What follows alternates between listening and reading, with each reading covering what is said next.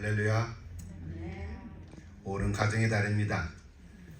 여러분의 온 가정 가운데 하나님의 은혜와 평강이 넘치기를 이렇게 축복합니다. 그리고 혼자 사시든지 또 부부만 사시든지 또 자녀와 함께 있든지 뭐 어떤 형편과 처지에 있든지 여러분의 가정 가운데 있는 온 가족들이 정말 놀라운 은혜 가운데 하나님을 경외하고 또 서로 사랑하는 그런 사람들 다 될 수 있도록 축복합니다. 아멘. 하나님께서 직접 제정하신 공동체가 두 개가 있죠. 하나는 가정과 교회입니다. 잘 아는 얘기인데, 가정은 모든 사회의 기본 공동체이고 교회는 영적 공동체의 시작입니다. 그래서 가정은 교회 같고 교회는 가정 같다, 뭐 이런 표까지도 있습니다. 우리 교회도 가정 같고 또 여러분의 가정도 교회 같은 그런 공동체가 될 때 놀라운 복된 일이 일어날 줄로 믿습니다. 아멘. 우리 가정의 달일에서 제가 오늘 설교를 이렇게 주제 설교를 합니다. 제목은 하나님의 선물인 행복한 가정. 오늘 읽은 시편 128편은 가정에 관한 대표적인 말씀 중에 하나입니다. 이스라엘 백성들이 성전에 올라가면서 부른 노래인데요. 사실은 시편을 보면 120편부터 134편까지 15개의 시가 성전으로 올라가는 노래 이렇게 되어 있습니다. 성전에 올라가는 노래, 슈 하마르 아트라 그러는데요. 히브리어 원문에는 성전이라는 단어가 빠져 있습니다. 그래서 그냥 올라가는 노래, 올라가면 노래다. 그래서 그것이 제목으로 되어 있지 않고 아예 그 속에 포함되어 있습니다. 어쨌든 문자대로 번역하면 올라가면 노래다, 뭐 이런 뜻이에요. 슈르라는 단어가 그런 뜻인데요. 그래서 어떤 신학자들은 이 성전에 올라가는 노래라는 이 15개의 시들은 바벨론 포로에서 돌아온 유다 민족들이 예루살렘으로 올라가면서 부른 노래다, 이렇게 주장하기도 하고요. 또 이스라엘 사람들이 매번 3번의 절기인 무교절, 칠칠절, 초막절을 맞을 때 예루살렘에서 올라가면서 함께 부른 노래다, 시인의 노래다, 이렇게 이야기를 합니다. 여기서 말하는 예루살렘이라는 것은 여호와의 집, 하나님의 집을 얘기하죠. 이 15개의 시들 중에 다윗의 시가 4개나 있습니다. 122편, 124편, 131편, 그리고 133편입니다. 그리고 솔로몬이 지은 시도 1개 있는데 바로 127편입니다. 자, 이런 노래들은 그러니까 다윗이나 솔로몬 때 부르다가 또 왕정 시대에 부르다가 이제 이스라엘이 망하고 포로로 잡혀갔다가 다시 돌아온 이후에 이스라엘 백성들이 이 15개의 시를 이렇게 성전으로 올라갈 때마다 불렀다, 뭐 이런 이야기입니다. 물론 그때 성전은 솔로몬 성전이 아니라 스룹바벨 성전이겠죠. 어쨌든 이 구약 시대의 예루살렘 성전이란 하늘 성전의 모형입니다. 오늘날 우리가 이 땅에서 예배를 드릴 때도 마찬가지죠. 여러분, 하나님을 만나는 장소가 어디입니까? 사람이 손으로 지은 성전, 즉 건물로서의 예배당이 아니라 이제는 성령이 함께 거하시는 성전, 어디죠? 내 심령이라는 거예요. 그러므로 우리가 하나님을 만나는 곳은 의미적으로는 성전이고 교회고 예배당이지만 실제로는 우리 한 사람 한 사람의 심령 가운데 하나님을 만난다는 거예요. 아멘. 오늘도 여러분 예배를 드리는데 여러분이 강대 앞으로 나와야만 하나님을 만나는 건 아니잖아요. 예를 드리는 가운데 또 성령님께서 들려주시는 음성을 통해서 또 찬양과 기도와 말씀을 통해서 아멘하고 응답을 할 때 내 속에 거하는 성령을 통해서 우리 아버지께 예배하는 줄로 믿습니다. 여러분, 오늘도 이 예배를 드릴 때 정말 주님과 만나고 돌아가는 그런 귀한 시간 되기를 바랍니다. 성령의 역사하심으로 정말 하나님의 임재를 경험하는 그런 시간이 되기를 다시 한번 축복합니다. 오늘 읽은 128편은 이제 127편과 직접 연결된 건 아니지만 그 주제가 복되다 하는 단어들로 되어 있습니다. 127편 이렇게 보면 3절부터 5절을 보면 자식은 여호와의 기업이요 태 열매는 상급인데 그것이 많은 자는 복되도다 그랬습니다. 옛날이나 지금이나 자녀가 많으면 복된 가정이라 그랬죠. 서양이나 동양이나 마찬가지예요. 근데 오늘 128편 1절에는 무엇이 복된가 두 가지를 얘기하고 있습니다. 하나는 여호와를 경외하며 그의 길을 걷는 자.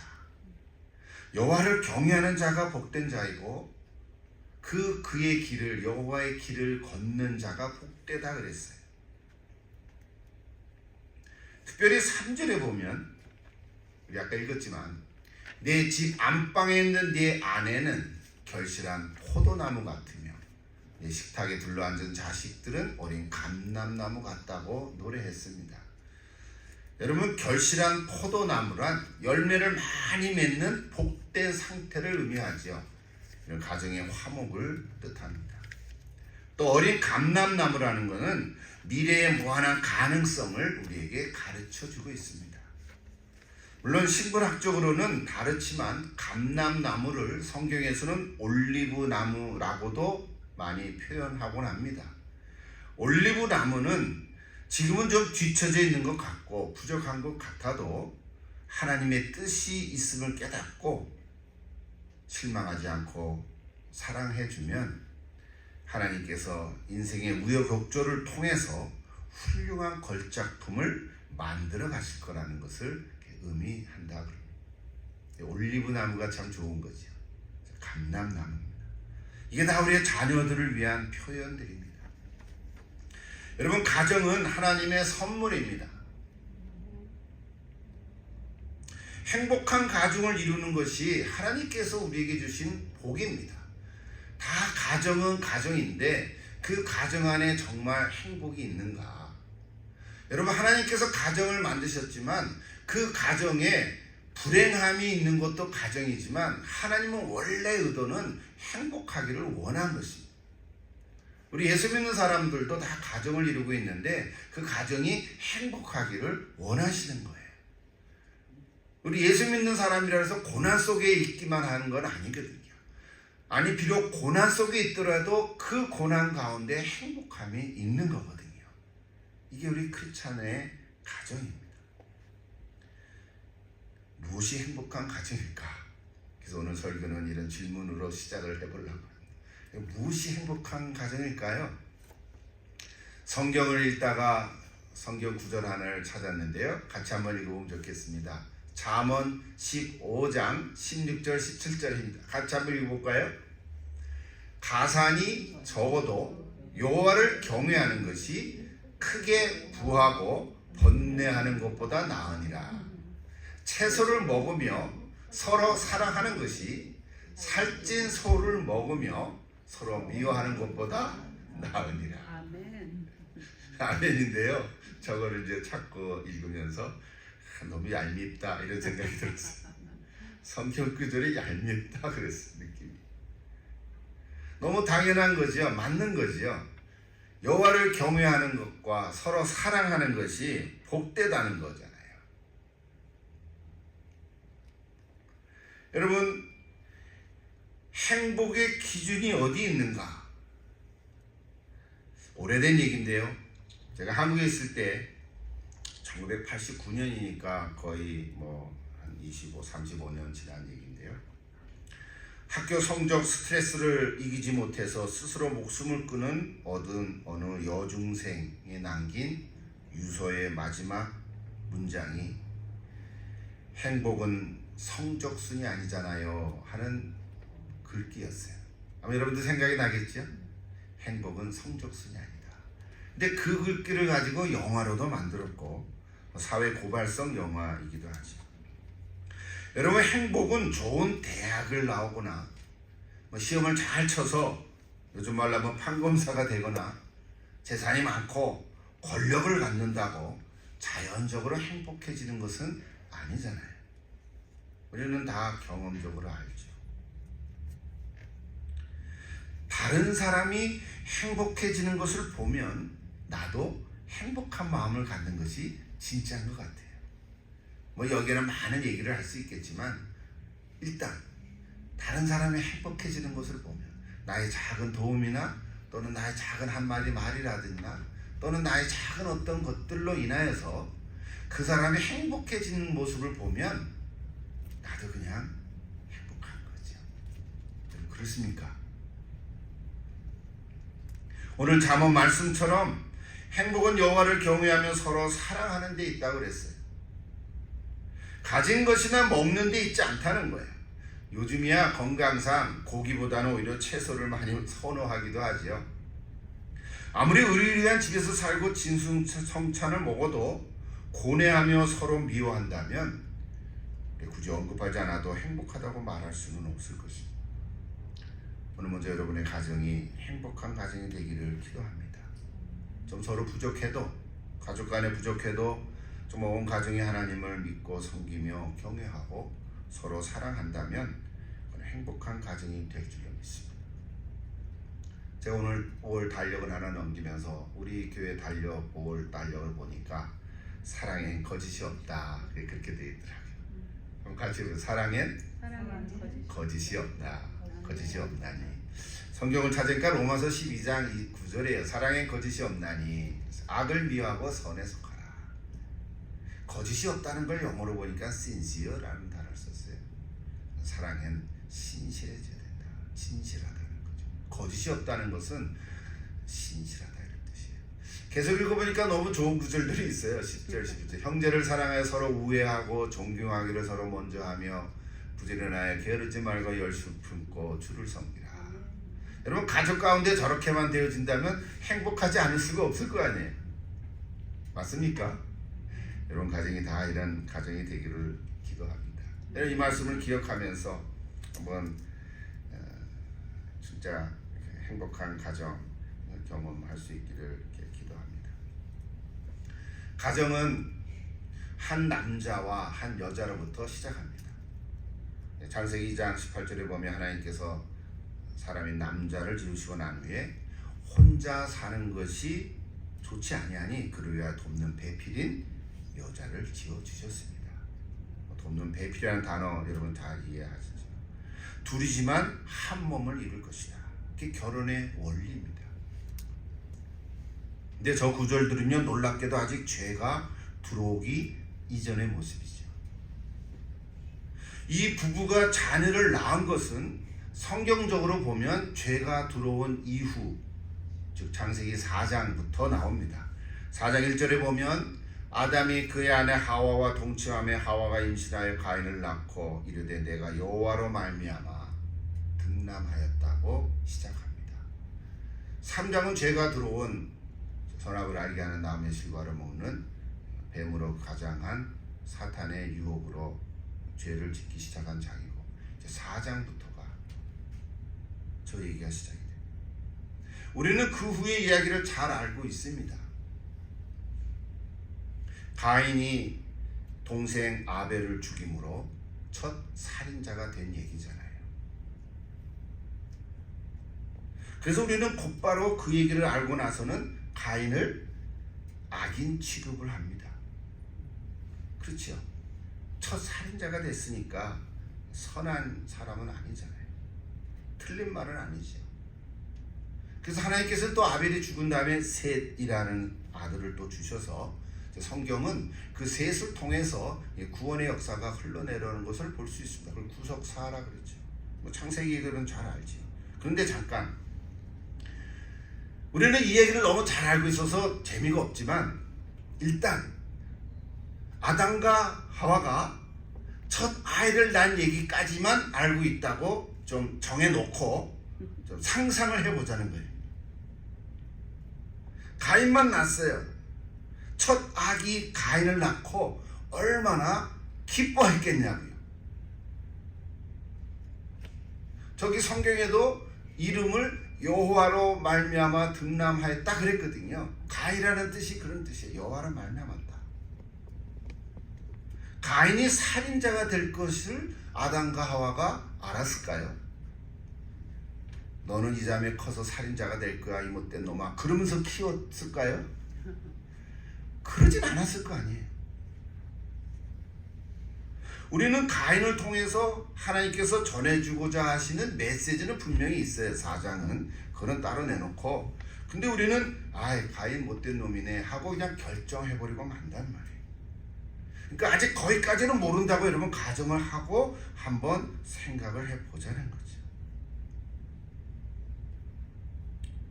제가 저렇게 질문을 던져놓고 설교를 쓰는데 그다음 어떻게 풀어가지? 그러다가 매일 성경을 이렇게 읽은 가운데 그 앞에 오로의 묵상 이야기에 실린 글이 생각이 났습니다. 몇 주 전에 읽었거든요. 재밌는 부분이 있어서 몇 문장을 제가 인용합니다. 글쓴이는 권일한이라는 초등학교 교사로 되어 있습니다. 혹시 여러분도 읽어보셨는지요? 혹 안 읽어보셨으면 나중에 또 한번 읽어보시죠. 한 대다섯 페이지 되는데요. 그분이 이렇게 썼습니다. 가인이 태어나기 전에 아담과 하와는 일반 명사로 쓰였지만 가인이 태어나고 나서 가인의 아버지와 어머니를 부르는 고유 명사로 됐다. 처음에는 남자와 여자 이렇게 됐었죠. 그들은 아기를 낳으면서 비로소 자기 이름을 갖게 된 셈이다. 아들이 생기면서 그들은 진짜 삶을 살게 되었다고 생각한다. 가인은 인간이 낳은 첫 아이, 부모가 자녀에게 지어준 첫 이름이다. 가인이라는 이름에는 희망이 보인다. 그들은 가인을 낳고 기뻐하며 하나님이 도와주셨다고 찬양했다. 이렇게 쭉 읽어 내려가면서 중간에 이 교사가 상상력으로 쓴 아담의 일기라는 부분이 있습니다. 이건 성경은 아니에요. 근데 아주 탁월한 문장이에요.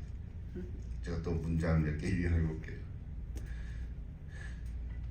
아내 배가 조금씩 커졌다. 동물이 새끼 베는 건 봤지만 아내 뱃속에서 아기가 자라다니 놀랐다. 배가 얼마나 부르면 아기가 태어날까? 어떻게 생겼을까? 날 닮았을까? 궁금투성이다. 아내를 볼 때마다 에덴 동산이 생각난다. 내 곁에 있는 사람, 나를 도와주며 나와 함께 살아가던 사람. 그러나 힘들고 지칠 때는 아내가 원망스러웠다. 너 때문에 이렇게 되었다고 소리치면 잠깐 시원하기는 하지만 창자 아래쪽이 아팠다. 피부가 긁히고 갈라진 상처는 피가 나도 며칠 지나면 괜찮아진다. 그러나 창자 깊숙한 곳에서 느껴지는 아픔은 낫지 않는다. 드디어 아내가 아이를 낳았다. 아내가 채워주지 못하는 허전함을 아이가 채워주려나 아내는 온통 아이에게 사로잡혔다. 선악간을 바라볼 때와 같은 눈빛으로 아이를 바라본다. 아이 이름도 아내가 직접 지었다. 이거 모르는 거예요. 일단 이렇게 썼어요. 아이를 보면 선악과를 따먹어서 생긴 아픔과 눈물, 슬픔과 고통이 사라지는 것 같다고 한다. 가인 덕분에 아내는 동산을 떠난 후에 비로소 위로를 받았다. 아이가 점점 자라면서 나를 위해 던지는 창이 될 줄 알았는데 오히려 창이 되어 나를 찌른다. 가인은 이기적이다. 자기 생각만 내세우고 자기 뜻대로 하려 한다. 내가 저랬나? 에덴 동산에서 쫓겨난 뒤에 땀 흘리며 일하는 게 힘들었지만 그래도 집에 오면 쉴 수는 있었는데 그러나 이젠 집에서도 쉬지 못한다. 가인을 보면 눈을 돌리게 된다. 선악과를 따먹는 나를 떠올리게 된다. 아내는 여전히 가인을 감싼다. 마치 선악과처럼. 이것이 권일한이라는 초등학교 교사가 글을 쓰면서 아담의 일기라고 상상력을 동원해서 쓴 글들이에요. 상상력이 풍부한 그 교사의 글을 읽으면서 한숨에 끝까지 다 그냥 읽어버리고 말았는데요. 그러면서 생각을 했습니다. 어느 가정이나 첫 아이는 귀합니다. 여러분도 그랬을 거고 저도 그랬고 그 가정에 태어난 첫 아이는 얼마나 귀엽습니까? 이런 모든 아기는 다 예쁘잖아요. 핏덩어리 같은 아이지만 얼마나 귀여운지요. 제 3자가 볼 때는 안 예쁜데, 근데 그래도 엄마는 그 아기처럼 예쁜 아이가 없잖아요. 그런데 대부분의 부모가 아이를 낳고 자녀를 키우면서 그 다음에 일상적인 가정의 이야기를 하기 시작하는데, 우리는 그것을 가정 양육, 자녀 양육이라는 말로 우리는 이야기하곤 합니다. 그러면서 자녀를 키우는 게 얼마나 어려운지 그 어려움을 호소하곤 합니다. 그래서 자녀 양육에 대한 이야기도 많고 좋은 도움이 되는 책도 있고 심지어는 전공도 하고 그렇습니다. 그 후에 교육이라는 명목으로 학교를 다니게 되는데, 물론 부분적이긴 하지만 이른바 학교 폭력이라고 하는 일들로 학교 교육이 힘들어지고 또 위험에 직면하고 있다는 소식을 우리는 듣곤 합니다. 옛날 얘기가 아니라 지금도 그렇습니다. 학교 당국은 그런 일을 감추려고 하고 오히려 문제의 근본 원인을 해결하기보다는 그냥 마무리하려고 하는 모습도 우리는 종종 볼 수 있습니다. 그런데 그 문제의 배경을 조사하다 보면 근본적으로는 학생의 문제라기보다는 부모의 문제라는 사실을 알게 됩니다. 부모의 탐욕과 방임 또는 지도층의 타락과 일탈로 어쩌면 역기능적인 가정의 모습에서 자라난 자녀들을 우리는 보게 됩니다. 우연한 기회에 혹시 여러분도 보신 적이 있는지 약한 영웅이라고 하는 어떤 학교 드라마가 있었는데 제가 전에 본 적이 있습니다. 여러분 한번 보시면 근데 여러분은 재미없을 수도 있죠. 이미 다 자녀를 키웠으니까. 가정의 위기는 사회의 위기가 되고 심지어는 국가의 위기가 되기도 합니다. 한국의 경우를 보니까 통계적으로 이제는 점점 아이를 낳기를 원하지 않는 젊은이들이 많아진다고 그럽니다. 2024년 통계인데요. 출산율 통계가 0.75명이라고 그래요. 한 명이 안 된다고 그래요. 점점 낮아지고 있는데 약 24만 명밖에 되지 않았다 그래요. 작년 한 해 동안 우리 한국의 아이가 태어난 것이 약 24만 명. 역대 최저이고 세계 꼴찌라 그럽니다. 이것이 계속 몇 년 더 지나가면 이제 한국에는 아이들이 적어져서 이제는 초등학교도 없어질 수도 있고 대학교는 그냥 신청만 하면 다 들어갈 수도 있는 그런 날이 올지도 모른다고 염려들을 하고 있죠. 그러나 여러분 그렇게 끝나서는 안 되지 않겠어요? 정치와 경제, 사회, 문화 등 우리 한국의 모습들이 변화되어져야만 될 거고 그리고 사람들로 인해서 근본적인 변화가 일어나야 될 줄로 믿습니다. 다시 희망을 가지고 아이도 잘 낳고 또 결혼도 하고 많이 낳고 새로워져야 될 줄로 믿습니다. 여러분 원래 가정은 하나님께서 직접 제정하셨다 그랬잖아요. 하나님은 행복하기를 바라는 마음으로 우리에게 선물을 준 건데 이 사회와 국가는 오히려 가정을 도외시하고 위협하기도 하고 망가뜨리기도 합니다. 아무도 가정에 대한 책임을 지지 않고 오직 부모에게만 그 책임이 있다라고 떠넘기고 있습니다. 우리 교회도 관심을 갖지만 궁극적인 방책을 갖지는 못한 듯합니다. 그러나 하나님께서는 가정을 절대로 포기하지 않을 줄로 믿습니다. 우리 정상적인 그리스도인들을 통해서 우리 가정들이 회복되기를 기대하고 있습니다. 오늘 저 여러분을 통해서 우리 가정들이 행복해지기를 원합니다. 거의 모든 부모는 자녀를 키우는 데 어려움을 갖고 있습니다. 아이를 키우면서 기대가 큰 만큼 실망도 큽니다. 기대하고 바라는 대로 자라주지를 않기 때문입니다. 뭐가 문제인지조차 알 수가 없고 이제는 오히려 성장해서 대화조차도 어렵게 되는 경우도 많습니다. 둘째를 낳았지만 크게 다르지 않습니다. 어떻게 해야 좋을까? 어떻게 해야 우리가 행복한 가정을 이루어갈 수가 있겠습니까? 어떻게 해야 좋은 부모가 될까? 뭐 이런 이야기. 무엇보다도 기억할 것은 부모됨의 나이는 자녀의 나이와 같다는 사실이죠. 우리가 나이가 아이들보다 많다 그렇다 그래서 자연적으로 또 자동적으로 부모가 부모됨의 성숙을 이루는 것은 아니라는 거죠. 아이를 낳으면 초보 부모잖아요. 그러므로 부모가 된다는 것을 잘 배워가야 합니다. 이제 오늘 저희들은 우리 자녀들이 다 장성해서 또 결혼을 하고 아이를 낳으니까 손주들이 있잖아요. 그럼 우리의 자녀들에게 잘 안내를 해줘야 될 필요가 있습니다. 부모됨이라는 게 뭘까?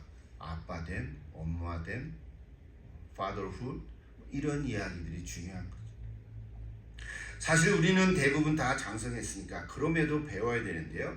오늘은 주일 설교니까 이런 얘기를 다 할 수는 없고 뭐 몇 시간에도 부족한 그런 특강의 주제들이지만 두 가지만 잠깐 언급해 보려고 합니다. 첫째는 상대방의 입장에서 서보라 하는 것입니다. 이거를 영어로 보게 하면 understand 그러죠. 이해하다는 뜻이잖아요. 너무 잘하는 거죠. 이건 뭐 일반적인 얘기예요. understand 아래에 서다 그런 뜻이잖아요. 오늘 우리는 부부와 부모와 자녀 사이에 혹은 사람과 사람 사이 누구 사이에서도 상대방의 입장에 서보는 것이 참 중요한 일이에요. 상대방의 입장에 서보는 것은 그 사람을 이해해 갈 수가 있습니다. 왜 그 사람이 그렇게 말하고 행동을 했는지 그 마음을 좀 더 깊이 있게 알아가는 얘기죠. 저거는 더 깊이 더 뭐 말을 안 해도 아야 할 거예요. 또 하나는 대화하라는 말. 너무 당연한 얘기죠. 상대방의 입장에 서보고 대화를 많이 가질 때 우리는 행복한 마음들을 가질 수 있습니다. 근데 그 대화라는 단어를 또 좀 살펴보면 영어로 conversation 이렇게 얘기하죠. conversation 그를 따라서 얘기하면 have a conversation 이렇게 얘기인데 con이라고 하는 것은 함께 with라는 뜻이거든요. con 함께 한다. 그 다음에 verse가 뭐냐면 반대라는 뜻이에요. 반대 혹은 동사로는 돌다 이런 뜻 쓰는데 그래서 conversation 이제 명사형으로 되죠. 대화. 대화라 have a conversation. 근데 conversation이라는 영어 단어는 그냥 말하는 talking과는 전혀 다릅니다. talking은 대화가 아닙니다. 오늘 성경을 나누는 설교 시간이지만 보편적으로 저 아이디어를 하나 가져가도 큰 힘이 될 거예요. 그냥 토킹은 대화가 아닌 거예요. 그냥 토킹은 그냥 주저리 말하는 거예요. 우리는 많은 경우에 그냥 토킹을 할 때가 얼마나 많은지 몰라요. 그러나 컨버세이션을 해야 돼요. 그 컨버세이션을 하려다 보면 뭘 대화해야 되지? 뭘 대화할지는 잘 모르는 거예요. 배워본 적도 없고 누가 가르쳐 준 적도 없어요. 그냥 토킹만 하다가 평생을 살아왔는지도 모른단 말이에요. 그래서 대화하는 일에 어려움을 그래서 요즘에는 그래도 많이 아이디어가 생겨서 서로 대화하는 방법도 가르쳐주고 그렇습니다. 그것을 하나 소개하면 공감소통 이런 단어를 많이 쓰죠. 공감소통 대화라 그랬습니다. 공감소통 대화법에는 저기 한 5가지 대화법이 있는데요. 첫째는 인사를 나누는 정도의 대화가 있습니다. 우리 옆집에 있는 어떤 아저씨를 만났는데 Hi, 안녕, How are you? 끝나는 거죠. 그러니까 인사를 나누는 대화예요. 그거는. 그 대화는 대화지만 안부 정도를 묻는 거죠. 두 번째 단계는 정보를 나누는 대화예요. 오늘 날씨 좋죠? 어떻게 잘 지내시죠? 3단계는 지식을 나누는 정도예요. 또 소식을 전하는 거예요. 무슨 부동산 정보라든지 여러 가지 뭐 뉴스라든지 뉴스를 통해서 우리는 지식을 많이 듣죠. 이것은 3단계 정도의 대화밖에 안 되는 거예요. 그 다음에 4단계와 5단계를 공감, 소통, 대화라 그러는데 4단계는 감정을 나누는 거예요. 느낌을 나누는 거예요. 요즘에 정치 어떤 뉴스를 들어도 당신 어떻게 생각해? 느낌을 나누는 대화가 공감해 가는 대화이시죠. 마지막 5단계는 내면의 얘기까지도 나누는 거예요. 그래서 그 느낌을 얘기할 때 그렇게 느꼈어? 싸울 수도 있죠. 괜찮은 거예요. 여러분, conversation이라는 건 아까 얘기했지만 지나갔지만 converse라고 그러잖아요. 반대를 함께 하는 거예요. 여러분, 그래서 부부는 의견이 달라야 돼요. 같으면 재미가 없죠. 그러나 다르지만 그 다른 거를 함께 계속 대화해 가는 거예요. 여러분, 많이 싸우십시오. 우리는 싸울 방법을 싸울 줄은 몰라서 문제가 있는데 싸우는 법을 배워야 돼요. 반대로 돌아가는 얘기를 어떻게 잘 다루고 있는가.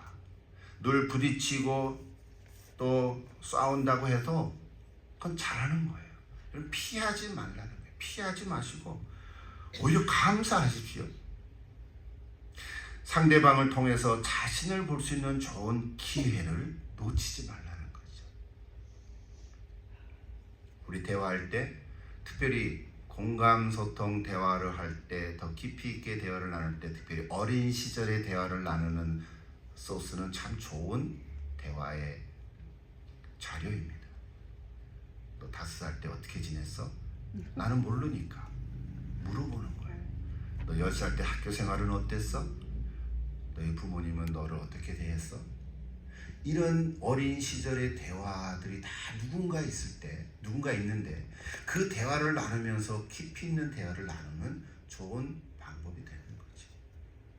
이건 아무나 붙잡고 너 10살 때 어떻게 지냈어? 그러면 또 뭔데 그럴 거 아니에요? 그런 얘기를 하라는 게 아니라 깊이 있는 일단 신뢰의 관계가 돼 있는 사람들 속에 깊은 얘기를 할 때 부부 간에 또는 부모와 자녀들 가운데 자녀를 키울 때 힘들어하는 자녀를 보면 나도 어렸을 때 그랬어. 네가 이런 상황에서 그렇게 말과 행동을 할 때 보면 나는 너보다 더 심했을지도 몰라. 그런 말들이 위로가 되고 힘을 주는 거거든요.